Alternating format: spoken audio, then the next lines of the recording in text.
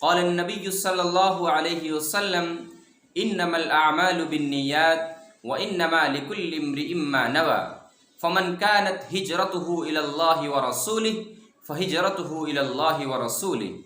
حضور صلی اللہ علیہ وسلم نے ارشاد فرمایا کہ اعمال کا دار و مدار نیتوں پر ہے، اور ہر انسان کے عمل کا بدلہ اس کی نیت کے مطابق ہی دیا جائے گا۔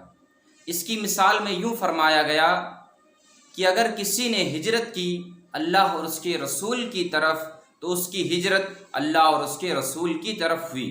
ومن كانت ہجرته لدنیا يصيبها او امرأة ينكحها فہجرته الى ما هاجر الیہ۔ تو اگر کسی نے ہجرت کی دنیا کے مال و دولت کو حاصل کرنے کے لیے یا کسی عورت سے نکاح کرنے کے لیے تو اس کی ہجرت اسی کی طرف ہوئی جس کی اس نے نیت کی تھی۔ اسی لیے ہر عمل میں نیت ایک اہم کردار نبھاتی ہے۔ نیت کی درستگی اعمال کی قبولیت کا اشارہ ہے۔ اسی لیے جب ہم کوئی عمل کریں تو صرف اخلاص کے ساتھ اللہ اور اس کے رسول صلی اللہ علیہ وسلم کو راضی کرنے کے لیے کریں۔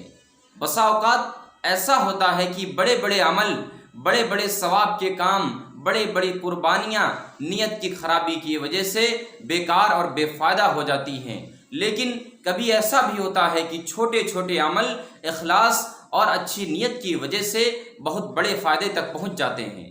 اسی لیے ہم کو چاہیے کہ ہم جو بھی عمل کریں وہ صرف اللہ اور اس کے رسول کو راضی کرنے کے لیے کریں اور اخلاص کے ساتھ کریں۔ جس طرح حدیث میں فرمایا گیا کہ کچھ لوگوں نے ہجرت کی اللہ اور اس کے رسول کے واسطے، اللہ اور اس کے رسول کو راضی کرنے کے لیے، تو اللہ اور اس کے رسول ان سے راضی ہو گئے اور وہ کامیاب ہو گئے۔